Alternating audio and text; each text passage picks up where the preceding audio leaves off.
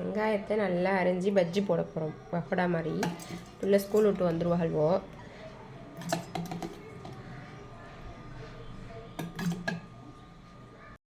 அஸ்ஸலாமு அலைக்கும். இன்னைக்கு வெங்காய பக்கோடா போடலான்னு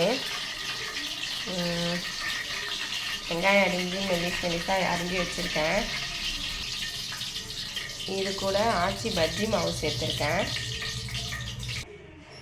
இங்கே ஆயில் கொஞ்சம் சூடாயிடுச்சு.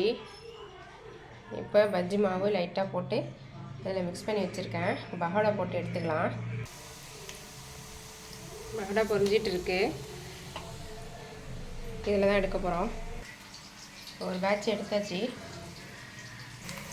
அடுத்த பேட்ச் போட்டிருக்கேன். பக்கோடா ஒர்க் முடிஞ்சிடுச்சு. கோழி யானை காய்ச்சறதுக்கு குக்கரை அடுப்பில் வச்சாச்சு.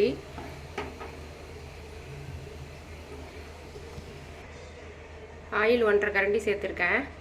பட்டை, கிராம்பு, ஏலக்காய் சேர்த்துருக்கேன். இப்போ இது கூட ஆனியனும் பச்சை மிளகாவும் சேர்த்துருக்கேன். வெங்காயத்தையும் பச்சை மிளகாவையும் நம்ம சேர்த்துக்கலாம்.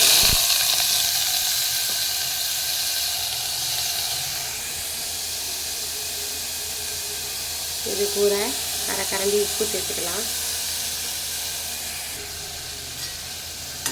நல்லா வதக்கிக்கலாம்.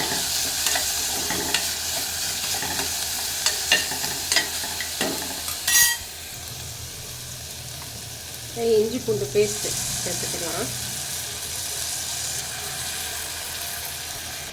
நான் இஞ்சி பூண்டு பச்சை வாசனை போனோன்னே அரைச்சி தக்காளி வச்சுருக்கேன். அதை இது கூட சேர்த்துக்கலாம். 2 தக்காளி சின்ன சின்ன தக்காளியாக அரைச்சி வச்சுருக்கேன்.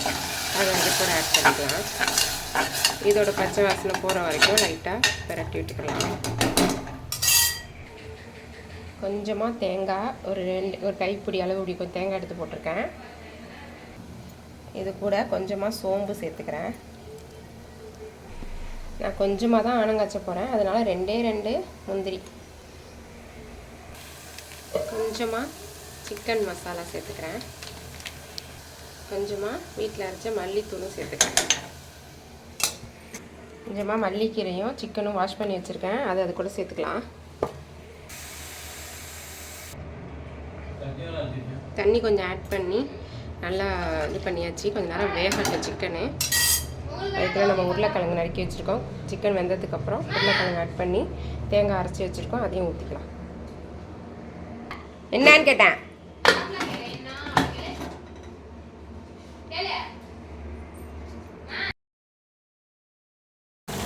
அங்கே ஆணம் இறச்சி வேவுறதுக்குள்ள கோழி நம்ம இன்னொரு கோழி அத்தை வாங்கிட்டு வந்துட்டாங்க. அதை வாஷ் பண்ணி வச்சிட்ருக்கோம் சைட் பை சைட்.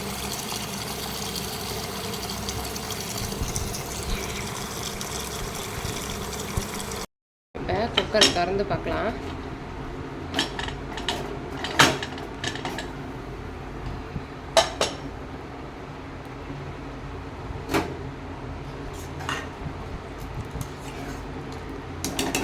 ஓகே, நல்ல ஸ்மெல்லே சூப்பராக இருக்குது.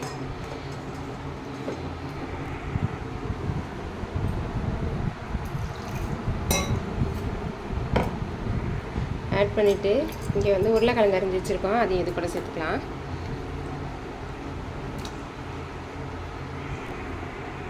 இப்போ லைட்டாக மூடி போட்டுக்கலாம். மூடி போட்டு இன்னும் ஒரு விசில். ஓகே, பரோட்டாக்கு மாவு பிணைஞ்சாவது. இதில் மைதா மாவு, ஒரு முட்டை, கொஞ்சமாக சீனி, ஒரு ஸ்பூனு, உப்பு தேவையான அளவு போட்டு நான் பிணைஞ்சி எடுத்துக்கிறேன். மாவு பிணைஞ்சாச்சு. மாவு பாருங்கள் நல்லா சாஃப்டாக வந்திருக்கு. இப்போ நம்ம உருண்டை போட்டுக்கலாம்.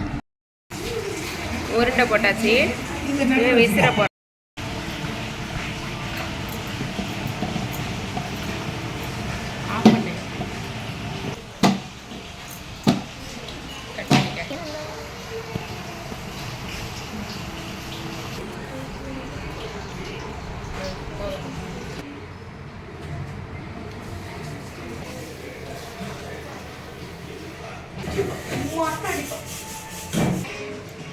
Kan belum dah. Ada.